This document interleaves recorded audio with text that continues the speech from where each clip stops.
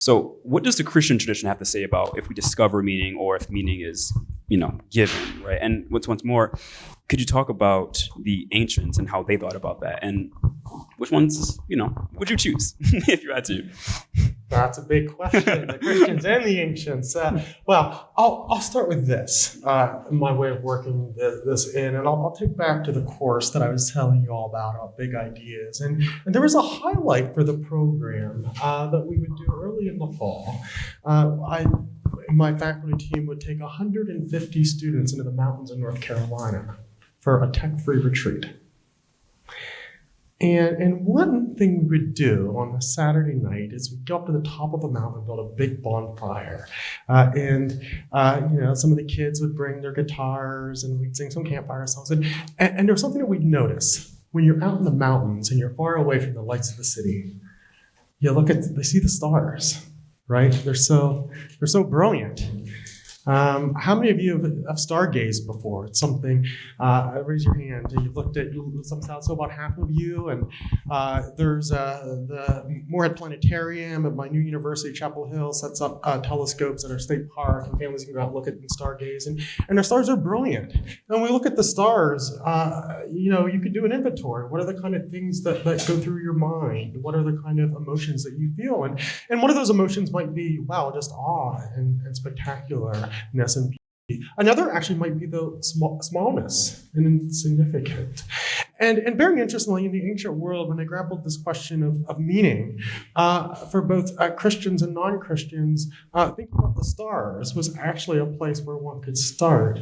And I'm going to start with the Christian tradition, which of course draws on the Hebrew scriptures, the Old Testament, the Christian Old Testament. You think about the creation account in Genesis 1 and 2, where God created human beings in his own image. And there's a great hymn to this in Psalm 8 that speaks to this. When I consider the heavens, the works of your hand, the moon and the stars, which you have set in place. What is man that you should be mindful of them, human beings, that you should care for them, yet you have made them a little lower than the angels, and you have crowned them with honor and glory. You have made them rulers over everything that you've made, and you have put everything under their feet. And that captures both the splendor and meaning that is in the universe as that which is created by God, including the value that human beings carry as image bearers of the God who has created them. But there's something else that captures Psalm 8 so rich, is that just as God is a creator and a ruler, so human beings are sub-creators and sub-rulers. That one of the things to be made in the image of God is to be able to create things, including create meaning. So we live in a universe that is suffused by meaning that God created, but then we as human beings in the image of God also have that creative ability to create meaning. You might think about works of literature or music, for instance, as ways that human beings express meaning. But it's not just Christians. The Stoics had a lot, whether it's Marcus Aurelius or somebody like Cicero. I'll go with Cicero here.